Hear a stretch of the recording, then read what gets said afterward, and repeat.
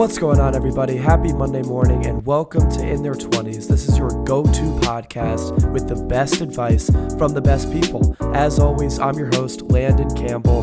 Thank you so much for the feedback with episode 105 from last week, where we featured Henri Pierre-Jacques from Helium Capital. We spoke about time management and sacrificing for success. We have another big episode scheduled for today. We were joined by none other than Frank Mong. He is the Chief Operating Officer at Nova Labs and Helium. Helium is building a device for your home that allows you to power smart devices. These smart devices are also known as IoT devices, Internet of Things. We all know about the many things that use Wi-Fi, our phones, Alexas, computers, but there are many other things, IoT devices, in our homes that need Wi-Fi that we don't think about often, like smart thermostats, electric scooters, smart refrigerators, and more. These types of devices use a different type of Wi-Fi, not the same Wi-Fi for our phones and our computers, because these things need to last way longer, keep a charge, and be functional.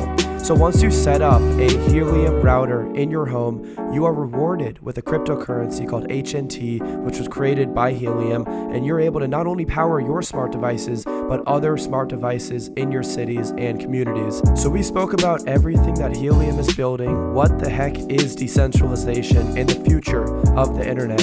So we're going to jump in with Frank, but before we do, here are the top 3 things that all 20-somethings should know about.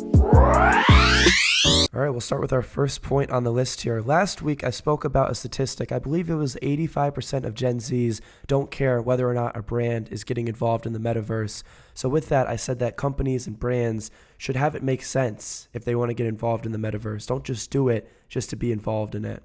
And on the subject, Chris Brown released an NFT on July 1st called Breezyverse. After a week on sale, only about 3% of the NFTs in this 10,000-piece collection were sold. This is a perfect example of celebrity adoption of NFTs gone wrong. His team probably just getting involved in NFTs because they want to follow everybody else, but really didn't take the time necessary to build out a strong program or even see if his fan base was interested in something like this. But what I really found the most shocking about this is Chris Brown has over 116 million followers on Instagram. So it doesn't matter if you have the biggest following in the world. If you're going to just launch something in the metaverse, NFT, Web3, and not have it make sense and only have about 3% of the NFTs sold, that's a clear example that really be intentional if you're going to get involved in the space. The second point, involving podcasts. Rising podcast listenership draws advertising dollars. Podcast listening is up and advertisers are taking notice. U.S. podcast ad spending is rising at double-digit percentage rates yearly and will top $2 billion next year and reach $3 billion by 2026. What do I have to say about this? Well, I've been saying this for months and 2 years at this point. I'm a big believer in podcasting. I don't think it's too late for people to create podcasts. Yes, we see a lot of people have shows, but there's still only about 3 million podcasts out there compared to YouTube shows, TikTok profiles, social media platforms. That number, 3 million podcasts in existence, is pretty small. So if you want to create a podcast, now is the time to do it. This is going to continue to grow as a medium. And looking at the perspective of advertisers, podcasting just happens to be one of the best customer acquisition channels that exist. Where else do you have 30 minutes to 1 hour or more of someone's undivided attention? That is crucial for advertisers. So create a podcast. And the third point, the most interesting point on my list today, a Google executive recently said that Instagram and TikTok are eating into Google Search and Google Maps. He said that 40% of young people, when looking for a place to eat for lunch, don't go to Google Maps or search anymore. They go to TikTok or Instagram. I first read this and I was all like, okay, is that true? But then I really started to think about it a little more.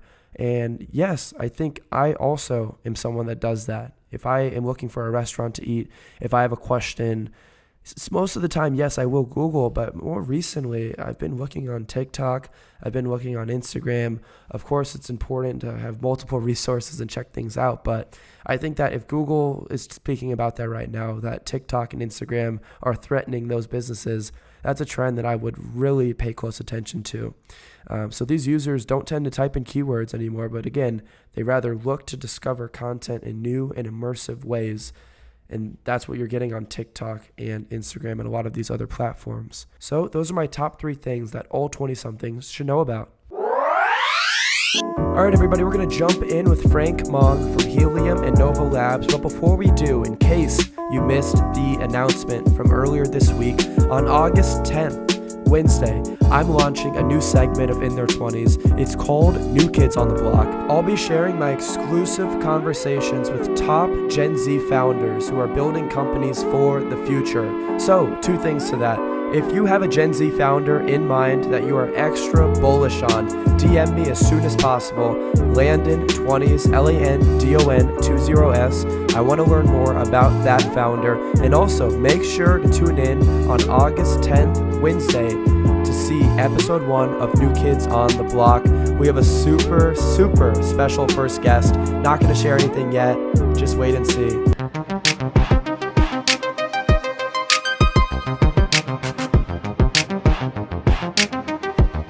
Welcome to New Kids on the Block.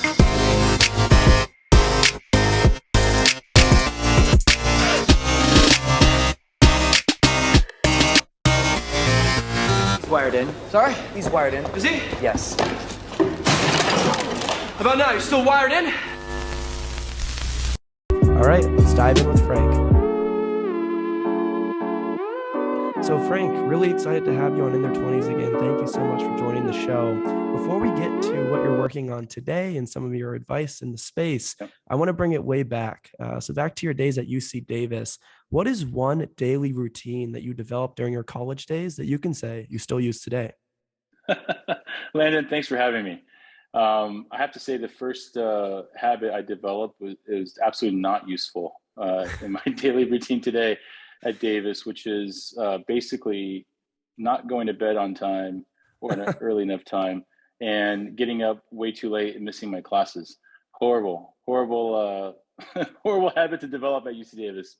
No, it's a great question because I grew up in San Francisco in the Tenderloin and went to high school in the city at St. Ignatius College Prep. And in that time frame where you have your parents around you and you're locked in going to school with that routine, it's easy to sort of fall in place, compete, do well, try your best. Like there's lots of support systems around you, right? From family to teachers to friends. And I think at Davis, going to college, and a lot of your listeners probably either know this or living it or remember, that support system disappears. Mm-hmm. Now all of a sudden you're on your own, and whether you go to class or if you're on time or if you get your homework done or your labs done, no one's going to come ask you. No one's going to check. It's between you, your professor, and your grades, and that's it.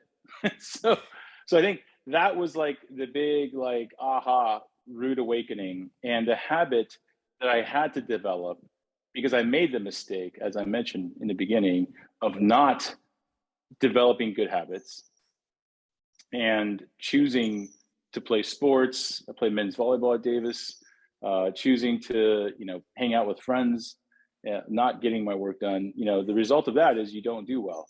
I was majored in electrical engineering, computer science, and so you don't do well. And I ended up getting a D or something in engineering calculus, and I had to retake it. And that's a horrible lesson I had to learn because I basically went in, got a bad grade, started with a horrible GPA, and had to spend the next 4.5 years digging myself out of that hole. Wow. And so really the lesson I've learned is you're going to make these mistakes. The question is, are you willing to persevere and just dig yourself out? And it takes time. And that's sort of I think a huge lesson for me is you're going to make life mistakes. You can't avoid it. Doesn't matter who tells you, especially when adults tell you, don't do that. Oh, trust me, I made that mistake. You don't want to do that, make the same mistake. That for some reason tends not to work. I love that, Frank. But you need to make those mistakes yourself. I mean, think about how so many things happen between ages of 18 to 23, 24. As you mentioned, and I agree that I even, was in for a rude awakening. I mean, moving away, I moved 2,000 miles away from home, from the Bay Area to Yeah. Chicago, something that so many college students from around the world have to do. I mean, every single year. And yes, you're going to make the mistakes. You're going to have to learn better routines, of course, during those years. But keep in mind that if you were to make a mistake today, it doesn't have to fully impact your future. I mean, look at Frank today, very successful. And I love how genuine and authentic you were in saying that you made some mistakes when you were younger. So just understand that, yes, it's great to, want to exceed everyone's expectations and work hard and, live the best life that you can. But some things are out of your control. Some things are in your control, but it's these years, this defining decade where you can really figure that out. Totally. And you're always going to come in these forks in the road in your life, and you're going to question, hey, what do I do? Do I go for the sure thing? Right? I get the paycheck. I work 9 to 5. It's, it's safe money. It's a good company. Or do I take a leap and go try this thing that's super risky? Or do I go travel the world, and do I just kind of say, you know what, I'm not going to, get myself in the rat race right now. I'm going to go experience other parts of life and learn that first. Like these choices, I hope these choices fall in your listener's lap, Landon. Yep. It's really it's a blessing to have these options. And I would say I've always chosen the safe route, because when you come from a poor family, a poor background, and you've grown up in a really bad neighborhood throughout your life, getting out of that situation is like first and foremost. Mm-hmm. And getting into a stable situation where you can earn good money from a reputable company, big name, those are crowning achievements. Those are big milestones. You feel proud. But at the same time, and those are some of the choices I made throughout my early career. But I would argue there were times when a buddy of mine said, hey, come work for us. We're a startup. It's a huge risk. Who knows what's going to happen, but you should come join us. It's fun. I did take that leap, and I'm glad I did. And that was like Ignite Technology. Just a couple of years out of school, I took a leap and went to go work for my friend. And it was an amazing experience, an amazing journey that led me into cybersecurity. So it just depends, right? Everyone's different. Everyone has a different tolerance, different situation, different background. But I would encourage folks to reconsider and consider, like, hey, maybe I don't go work for a big company like Facebook or Google or Mm-hmm. whatever whatever the brand name is today. Maybe I go work with my friend at Landon. Maybe I go work on podcasts. Who knows? Have some fun in Chicago, right? Yep. You never know what happens. He becomes the next anchor on ABC or something. Who knows? Right? You just never know. And so you take the leap. And I would say, if you can and you can afford it, and your family can support you along the way, do it.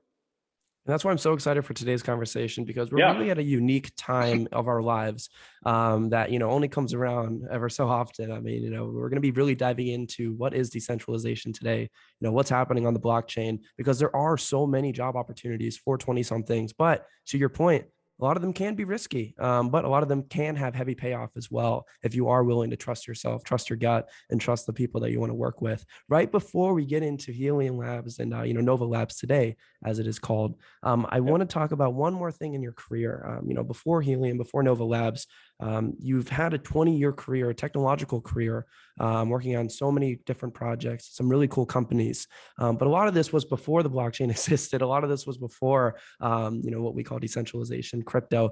So what were some technological advancements that you were working on, during your 20s before you really found a strong interest for what you're working on today? Yeah, I was very fortunate. I think in my 20s, the Web 2 internet really took off. A killer app called email replaced fax machines. And that email, web browser, smartphone, I think, boom, was something that I benefit heavily from, because at the time, I was in the world of network security, firewalls, next-gen firewall, antivirus software. In those days, that technology and software was meant to protect you in your network. And networks were not so open and far reaching as it is Hmm. today, right? Every company, every home had their own little network. Everyone sort of operated with applications and software that ran inside your network, not in the cloud. We hadn't moved to the cloud yet. This is before cloud.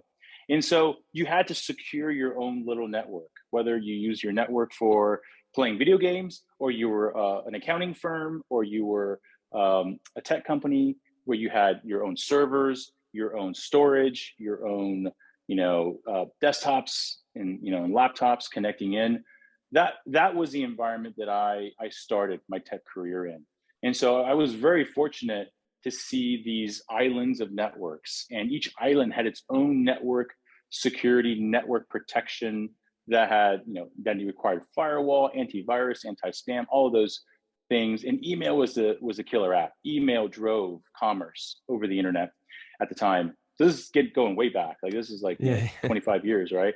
And so I was fortunate to catch that wave, if you will. And as that grew, network security grew. Like everyone needed a firewall, everybody needed antivirus software. So during those days, in my time at like SonicWall and Symantec and Trend Micro, I really benefited from innovation in that space, from integrating firewall to antivirus, making antivirus more effective, coming up with different ways to block hackers and attackers, and different phishing schemes and spear phishing schemes. Like those are like the old school, old days of breaching into different networks. And so it was a constant cat and mouse game. If you were on what we called white hats, if you were trying to protect the network versus being the bad actor attacking the network, then you're constantly behind. You're just behind the game trying to set up a defense layer, and then the bad actor would just figure out how to penetrate. And so you're just constantly patching, and then you're getting attacked, you're getting penetrated, and you have to like figure out what to do again. And so it was very fluid, right? Very fluid. Innovation was constant.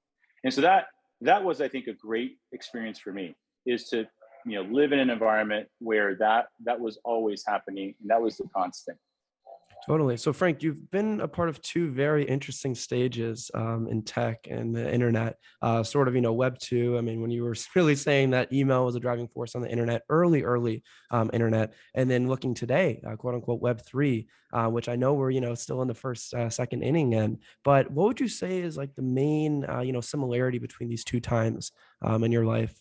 And then also, the second question, I'll let you hear it first. What are the main differences as well? Yeah, I would say, like, comparing, my time in Web 2 to now where we are in Web 3 or with crypto, I would say that the similarities are that the changes are constant. I mentioned in cybersecurity, there's always bad actors, and they're Hmm. always coming up with new ways of penetrating, your security defense. And then you have to constantly adapt and adjust. And so that was never ending. I would argue, as crypto and Web3 is in its early infancy today, that same innovation and evolution is a constant as well. It's just never changing. And so that it always changing, not never changing, but it's always changing, Sure. because you're in this early stage that no one knows what the mature version of where we are is going to look like. And Yep. so there's going to be thousands of attempts, thousands of changes, thousands of points of views to really form that. And so that's where the similarities lie. I think where things become very different are the fact that back when I was in cybersecurity, we were defending islands. Like nothing, no one wanted to be connected. Everyone wanted to have their own private network and private island. Today, it's the opposite, right? Everything is connected, everything is open, and you want to be as connected as possible.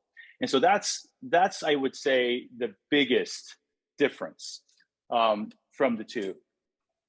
Totally. No, that makes sense. So now I want to dive into Helium, which is built on this theme that today's connectivity networks are not strong enough to support small IoT devices, Internet of Things. For our listeners that don't understand what that is, laptops, of course, require Wi-Fi. My phone requires Wi-Fi. A lot of these devices require wireless internet or wired internet. But there are many devices in our home that we don't even think about that also require internet and have different necessities and things that they need to connect to the internet.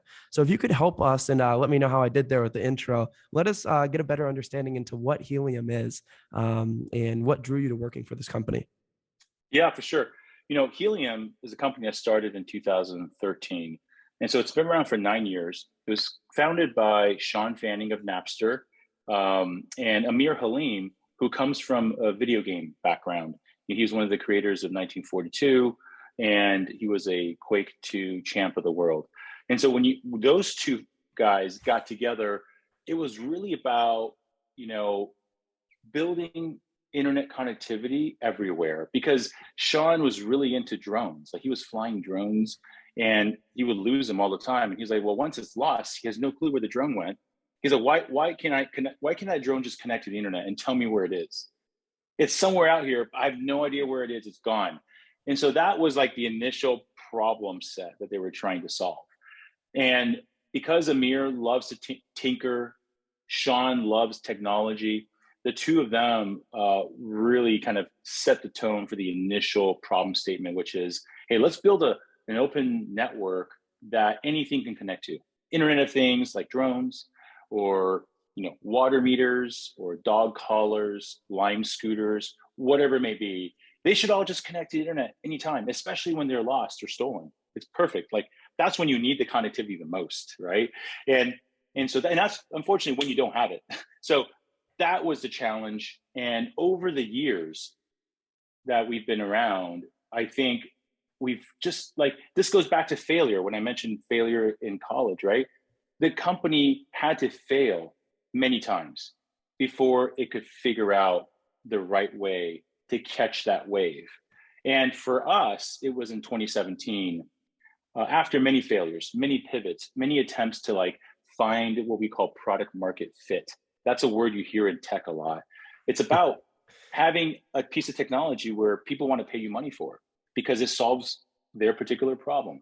And you want as many people to have that problem as you can, obviously, so that you can sell more and more of that technology.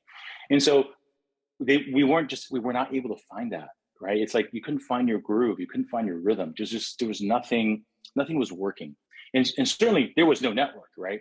And so, in 2017, the company had 9 months of runway left. Runway means 9 months of life for the company, right? And then we're going to run out of money. And there's 12 folks there. Most are engineers. There's 10 engineers. There's me and another person. We're non-technical. And everyone sat around with a bottle of whiskey called Oban 14. All right, so it's a good bottle. And they sat around in the afternoon, drank, and just brainstormed. What do we do? Let's go back to the roots. Let's go back to why we started this company. It was to figure out how to connect everything to the internet. And the only way we could think of was to build our own network. And that debate went on. And at the same time, as we're talking, someone brought up Bitcoin, this thing called crypto and Bitcoin and Ethereum. It's all over the news. Our mothers were asking us how to buy Bitcoin. We're like, I don't know. We're not crypto people. So we're just, we don't really know. So a few of us were at the company. One guy was early Ethereum guy. And so we were kind of curious now. Well, maybe we could throw Bitcoin mining into a Helium hotspot and everyone would be willing to share their internet, right? If they could mine Bitcoin. But obviously there's challenges with that, as you know. So we looked for other blockchains, other crypto technologies that enabled the ability for a single Helium hotspot to share anonymously and prove that it's sharing, prove that it's providing good coverage, and for doing so, get rewarded in crypto. But there was no blockchain that had that capability, that had the primitives. So we decided we had to go basically write our own code, build our own blockchain that did what we wanted, which is, we called it proof of coverage. And when you were able to prove to the blockchain that you are real, you're providing real coverage, you mine cryptocurrency called HNT. And if a device was using your internet and you were sharing that internet with that device, you mine a crypto called HNT. And so that those two methods became the way in which you can mine our cryptocurrency. And this became, we didn't articulate it like this at the time, but it turned out that this was the perfect business model for creating wireless networks. It was crypto, in this case, was the perfect incentive that changed people's behavior so that they would be willing to share their internet anonymously. And in return, they would earn crypto. Like that was it, bingo, right? Because we were thinking, oh, like the traditional way, we have to go build a network, which costs billions, right, of dollars. Mm-hmm. Especially if you want to build it globally, it costs trillions of dollars. Forget about 9 months of life. We couldn't even raise that much money, right? No one would give it to us. And so in this case, we were able to figure out the business model, the incentive model that encourage individuals to help us, like almost like spread the cost of creating the network out amongst many people. And that's what we did. So we launched initially in Austin, Texas, with this idea. We built the blockchain, built the hardware. We launched. It was only 150 people in Austin, Texas that were interested, but at least it was something. We had a network up and running in Austin. It was pretty cool to see. And then slowly, as the cryptocurrency HNT became more valuable, was traded in the secondary market, like everything just started taking off. And we open sourced the hardware, we open sourced the blockchain, we open sourced everything, right? Everything's in GitHub. And we had third-party manufacturers come and build more supply. So we literally went from like 12,000 hotspots that we worked really hard to sell because no one believed us at the time, to all of a sudden, 5-6 manufacturers, now 70 manufacturers selling hundreds of thousands. Now we have like 870,000 hotspots around the world. It updates on the website in real time as well, so people can see. Yeah, exactly. And so that's the amazing part of where, like, look, we're up against the corner. We have 9 months of life left. We either prove that we can build something that everyone will want, right, and want to join us, or we're dead as a company. That's what happened, Yeah, that's a great story. It sounds very reminiscent from your college days where, you had your back up against the wall and you had to pause and say, okay, like, where are we going from here? No, so I'm a big fan of Helium and everything that you guys have built. My good friend Trevor got me into it. In Chicago, awesome. He has 12 devices himself. So, he's brought my knowledge up, with what you guys are doing. So now, because a large portion of our audience, yes, understands what you're doing and they're a big fan like myself. But of course, there are a lot of listeners who want to learn more about this and understand like exactly how and why they'd want to use something like this. So I'd love to talk about mass adoption now, because for Helium, it makes sense because we in Nova Labs, it totally makes sense because again, there are a lot of these products in our house. You mentioned some water cooler, thermostat. I mean, a lot of things that require and use Internet of Things, and there's incentives for everything. People need to be incentivized. So it's nice to be able to receive HNT in that sense. So obviously, Frank, I spend a lot of time on Twitter and, a lot of the people I talk to, again, like love what you guys are doing. It's great. But I think about, a lot of my other friends or my parents and a lot of people who maybe don't fully understand the use case of like mass adoption. So let's break that down. Why do you think, and what's the future that you envision? Why do you think people who have no idea what NFTs are, no idea what the blockchain is, no understanding about like even where to go, because it can be a little overwhelming sometimes. Why do you think they'd want to use something like this? I think that's a very thoughtful question because it's a question that we, at Nova Labs, as well as the Helium Foundation, we think about quite a bit, which is the world is massive, right? There's like 7 or 8 billion people. What could we do that is so impactful that it could change every single person's lives, like around the world? What could we do with our technology, with the time that we spent to make a positive impact like that? The IoT network that we've, with our community, not us, but the community has created, enables the potential to have amazing applications that could save communities from wildfires with fire sensors, right?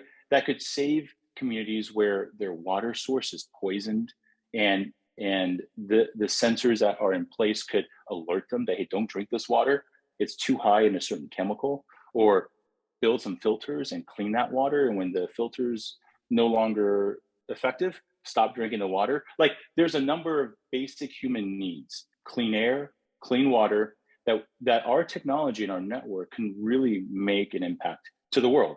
And I think our network now is big enough where applications like that can be affordable for everyone in all communities. And so to me, that's an important second step in the IoT network that's been created, that your mom, your dad, your neighbors, my family, my relatives, friends should care about. We take it for granted. You live in Chicago, if I'm in the East Coast somewhere, in South Carolina, I mean, the air is great. What's wrong? But we don't know that the West Coast is on fire. Like every summer, this place is burning down. You can't breathe the air. Okay, so we take that for granted, but doesn't mean that fire is only going to happen in the West Coast. That thing can only come east at us, right? And so we have to think differently in that sense. And especially, and the water's the other one. Water's probably fresh, clean water is probably our scarcest natural resource, and nobody talks about it. We kind of act as if it's endless, right? But it's not. Yep. And so our ability to affect change there, improve conservation, improve efficiency and utilization of water, I think is super important, not just for basic human needs, but for our food supply, for everything else that's important on Earth. And so that, I think, is something that Nova Labs and Helium Foundation, we always care deeply about. And we think our technology can serve those needs and solve a lot of those problems. Now, how do we connect the tech to everyone, everywhere in their lives, all 7 billion people? That's where I think our innovation and advancement of our incentive model and crypto into 5G, Wi-Fi, VPN, you name it, 10G tomorrow, whatever it might be.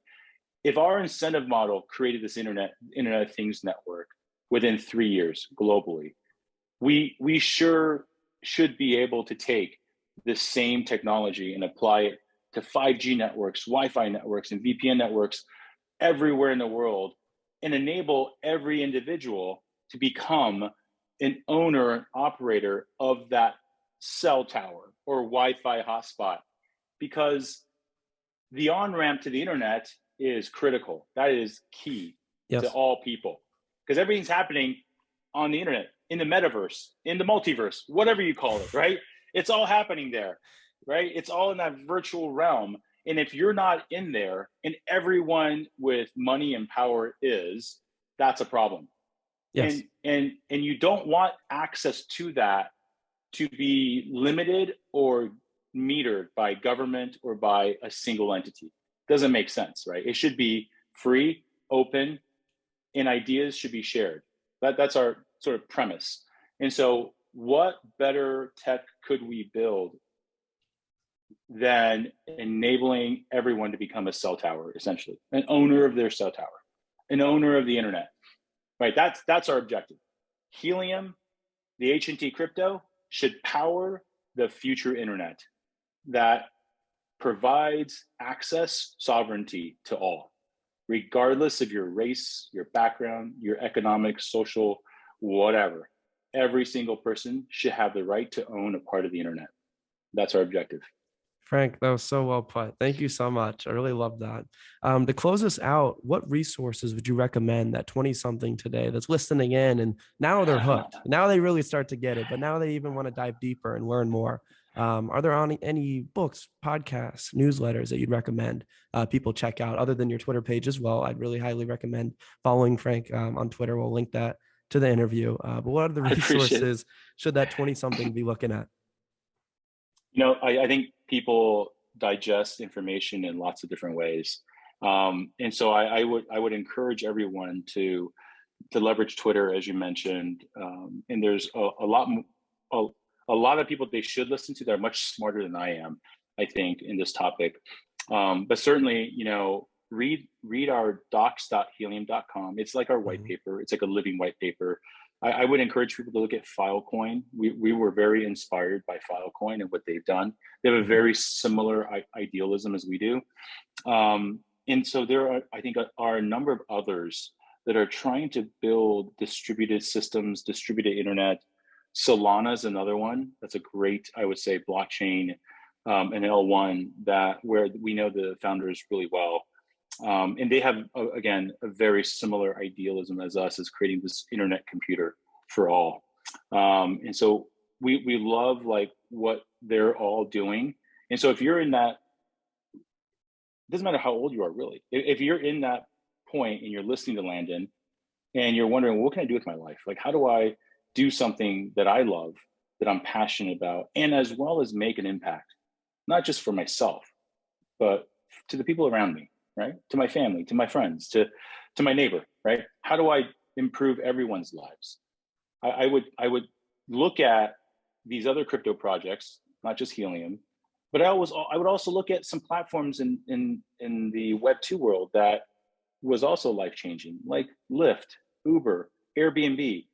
They're new economic models, right? They enable sharing your car, they Mhm. enable sharing your room, sharing your apartment, right? They really challenge the status quo, whether it's the taxi industry or challenging the hotel industry. Well, you know what? Helium's going to force people to look at ISPs differently, internet service providers or telcos or cell phone companies or tower companies or real estate. Like we're really encouraging everyone to take what they have, whether it's their apartment, their condo, their house, and consider, hey, why not? Why not turn this into a cell tower and share the internet? Why not? It just might work. It will work. Frank, thank you so much. Really appreciate you. I learned so much during these interviews every single time. And today I learned a lot. So thank you so much for educating me and educating our audience. Really appreciate you. Thank you, Landon. Thanks for having me.